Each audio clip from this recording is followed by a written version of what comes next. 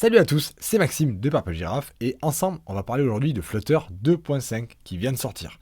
Alors peut-être que vous vous interrogez en disant pourquoi 2.5 je croyais qu'on était à la 2 ou la 2.2.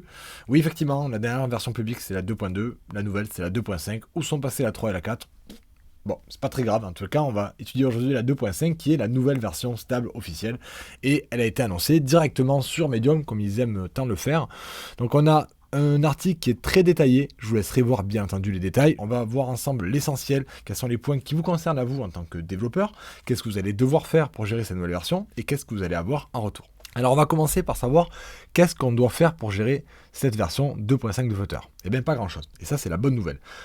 Vous mettez à jour votre Flutter en version 2.5. Je vous montre mon terminal, vous voyez, on tape Flutter Upgrade et on a la mise à jour automatiquement. Il télécharge tout ce qu'il a besoin de mettre à jour et on a la version 2.5 de Flutter et 2.14 de Dart.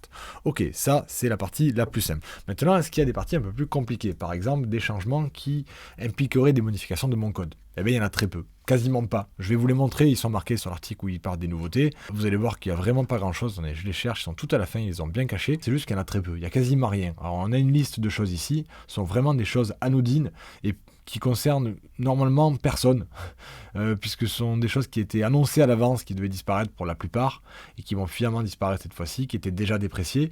Au niveau des nouvelles dépréciations, on a la couleur Accent Color qui va disparaître et qui va être renommée par Secondary Color. Voilà, on avait Primary Accent, maintenant on a Primary Secondary. C'est à peu près tout. Si il y a beaucoup de choses que vous utilisiez là-dedans, ça m'étonnerait, mais on ne sait jamais, ça pourrait vous arriver si vous avez vraiment pas de chance. Vous avez dans tous les cas la migration automatique avec Dart Fix, vous savez cette commande qui a été ajoutée dans les dernières versions de Flutter, qui migre automatiquement votre projet vers la nouvelle version en essayant de vous proposer des corrections automatiques pour ces changements. Normalement, ça ne devrait pas poser de problème. Donc maintenant qu'on sait qu'il n'y a pas de problème particulier sur les changements à porter à notre code, qu'est-ce qu'on va tirer en retour de cette mise à jour de Flutter en version 2.5? Eh bien, ce sont principalement des améliorations du moteur interne. Alors vous allez me dire, oh c'est ennuyeux. Ben non, c'est pas ennuyeux, c'est bien, justement. Ils améliorent leur moteur, ça veut dire que nous, on n'a pas de changement à faire dans le code, mais on a de bien meilleurs résultats sur nos applications. Tout ce que vous avez à faire, c'est prendre la nouvelle version de Flutter, recompiler votre application et la republier sur l'App Store ou le Play Store, ou même les sites web pour ceux qui utilisent Flutter pour le web, et vous aurez automatiquement toutes ces nouveautés. Et dans quelle nouveauté on part? Donc beaucoup d'améliorations de performance. Alors on va pas voir en détail tout ce qui a changé parce que encore une fois c'est très détaillé, très expliqué. Vous pouvez même aller voir les codes sources si ça vous intéresse pour comprendre ce qui a été changé. Mais là je vais vous faire un résumé. On a une amélioration des performances, notamment sur iOS. On avait parfois des animations qui saccadaient. C'était quand même rare, mais ça pouvait arriver. Et bien apparemment ils ont beaucoup travaillé dessus. Ils continuent à travailler dessus, mais ils ont fait des changements et des améliorations significatives sur cette version-là. On a une bien meilleure gestion de la mémoire, des performances au lancement. Un des avantages de travailler sur les kits multiplateformes, c'est qu'on peut se reposer sur une équipe qui cherche à améliorer sans arrêt leur moteur de traduction. Et chaque fois qu'ils y arrivent, on a gratuitement des améliorations dans nos applications. Et quand je dis gratuitement, je parle en termes de travail pour nous. Donc vous pouvez regarder en détail si ça vous intéresse. On a aussi quelques petites améliorations sur le langage Dart et notamment un système d'analyse du code source pour vous donner des conseils d'amélioration. Si vous connaissez le principe du lint, vous avez un fichier qui est généré par défaut. Ça existait déjà avant, mais il fallait le faire nous-mêmes manuellement. Là, sur un nouveau projet, c'est déjà préconfiguré. On peut juste ajouter nos règles si on le souhaite. Encore une fois, ça ne devrait pas concerner beaucoup d'entre vous. Les règles par défaut sont déjà plutôt bien faites et on a rarement besoin d'aller les changer. Au niveau du framework lui-même, on a quelques petites améliorations, très peu. Encore une fois, je vous dis, c'est une mise à jour de stabilité, de performance. Améliorer vos apps sans vous demander à vous de changer trop de choses. Qu'est-ce qu'on va pouvoir changer si on le souhaite? Au niveau du thème matériel, ils ont ajouté un nouveau widget qui est ici, voilà, Material Banner. On le voit ici en jaune, il apparaît. Ça permet à l'utilisateur d'avoir un message et il est obligé manuellement de le faire disparaître. Il part pas tout seul. C'est pas comme un toast qui apparaît, qui disparaît au bout de quelques secondes. Là, il doit masquer et dire OK, j'ai bien vu ce message. Bien sûr, on peut mettre des boutons si on le souhaite. Donc c'est un nouveau widget qu'on va pouvoir utiliser. Plutôt sympa. Je continue encore une fois, c'est pas là-dessus qu'on a le plus de changements, on a quelques changements sur pas mal de petites choses, mais ce qui m'intéresse à moi le plus, c'est qu'ils ont encore une fois amélioré les outils. Et pourquoi ça m'intéresse les outils? Pour deux raisons. La première, c'est que chaque fois qu'on améliore nos outils, ils améliorent aussi notre productivité. Les outils qu'ils ont améliorés, on ne va pas tous les utiliser, mais il y en a certains qu'on va utiliser. Le profiling, mesure des performances, a été amélioré. On a maintenant un rendu en temps réel. Pas besoin d'enregistrer, puis ensuite d'arrêter l'enregistrement pour voir les résultats. On voit les résultats en temps réel. Ok, c'est plutôt sympa. L'inspecteur aussi a été amélioré, un peu plus sympa. Toujours pareil, définition pour que ce soit de plus en plus simple à utiliser pour nous. On peut maintenant directement dans VS Code Code ajouter nos dépendances sans quitter votre projet, parce qu'habituellement, on était obligé d'aller sur le site du développeur du plugin, copier le nom et le numéro de version et le coller dans le pubspec.yaml. Là, maintenant, on peut le faire directement depuis ici. Bon, maintenant, si vous écoutez mes conseils, vous savez qu'il ne faut pas non plus trop se baser sur ces dépendances. Oui, il faut s'en servir, mais moins vous en avez, mieux vous porterez. Donc, faciliter ajout aux dépendances, c'est une demi-fonctionnalité pour moi. On continue. Le test runner, ça, c'est quelque chose qui me plaît. Vous savez que j'aime beaucoup les tests unitaires, je vous en parle assez souvent. Vous savez que j'aime ça. Lorsqu'on fait des tests unitaires, il faut pouvoir les lancer régulièrement. Il y avait un lanceur intégré au plugin Flutter, parce qu'il n'y avait rien de spécial dans VS Code et c'était développé dans le plugin de Flutter. Ce lanceur, il marchait, il était bien. Il n'était pas top, mais il était bien. Et là, VS Code a ajouté un lanceur de test officiel. Vous pouvez voir à quoi il ressemble sur la capture qui est ici, qui apparemment serait mieux que celui de Flutter. Et ils ont décidé d'abandonner le leur et de basculer sur celui de VS Code. Et ça me plaît, parce que je fais beaucoup de tests, et effectivement, j'étais pas fan du lanceur qu'on avait jusqu'à présent, donc si celui-ci est mieux, c'est tant mieux pour moi, et pour vous, et pour tout le monde en fait. On continue les nouveautés des outils.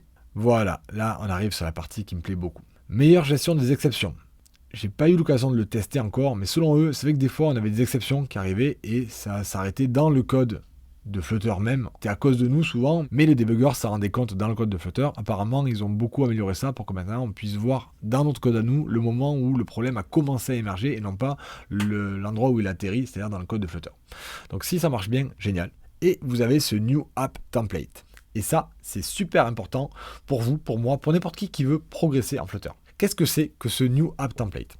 Ce New App Template, il permet, lorsque l'on crée un nouveau projet Flutter, de ne pas prendre le clicker qu'on a par défaut. Alors le clicker, il est encore là. Par défaut, vous aurez un clicker. Mais vous pouvez choisir de le remplacer lorsque vous créez votre projet. Au lieu de dire juste Flutter Create et le nom de votre application, vous ajoutez -t skeleton et vous aurez un modèle beaucoup plus avancé avec plein de fonctionnalités intéressantes dedans. On a un petit aperçu ici. On peut voir ici la liste de tout ce qu'il y a à l'intérieur. Toutes les bonnes pratiques qu'ils mettent en place dans ce projet, qui ne soient pas trop compliquées, parce que c'est souvent le défaut. Lorsqu'on veut mettre beaucoup de bonnes pratiques, on a tendance en tant qu'ingénieur à vouloir faire les choses les plus abstraites possibles, les plus géniales possibles, ce qui est bien pour des très gros projets, et pour plein de petits projets ou des projets intermédiaires, on n'a pas besoin de s'embêter autant des fois. Je sais pas, ça dépend, on en discute souvent, c'est un débat qu'on a souvent. Mais dans tous les cas, si vous mettez un template qui est trop complexe, ça décourage les gens qui apprennent. Et donc là, ils ont trouvé un juste milieu que je trouve intéressant, parce que je l'ai téléchargé, ce projet. Je l'ai là dans le simulateur, donc effectivement, on voit qu'il marche bien, la même chose que ce que vous voyez sur le site web. Je peux parcourir, changer le thème dans les réglages, ça s'applique partout, donc il marche très très bien. Et on peut aussi regarder le code, il est pas si complexe que ça, il y a des choses, il y a des choses dedans qui peuvent être peut-être complexes pour les débutants, mais c'est quand même plutôt bien fait, plutôt intéressant. J'aime bien la façon dont ils ont géré la navigation avec des noms de routes pour pouvoir gérer automatiquement les liens depuis le web, etc. Donc voilà, ils ont fait des choses intéressantes, une séparation en dossier de fonctionnalités, ça aussi j'aime beaucoup. Ils ont déjà préparé pour gérer la traduction, là ils ont mis que l'anglais, mais bien sûr on peut gérer d'autres traductions si on le souhaite. Donc c'est un projet qui est beaucoup plus avancé que le clicker qu'on a par défaut, qui vous montre comment faire un projet intéressant à plusieurs écrans, et qui peut vous servir de base lorsque vous allez créer votre propre application. Au lieu de partir du thème de base, vous partez de celui-ci. Vous voyez comment ils ont fait les 2-3 écrans qu'ils ont, et bien vous pouvez commencer à les modifier, puis quand vous voulez ajouter d'autres écrans, vous reprenez le même modèle et vous répétez. Comme ça, vous avez un cadre que vous suivez pas à pas pour créer votre application. Et ça, c'est plutôt cool. La dernière nouveauté que je voulais vous présenter, c'est celle qui me rend très heureux parce qu'elle m'a beaucoup frustré jusqu'à présent.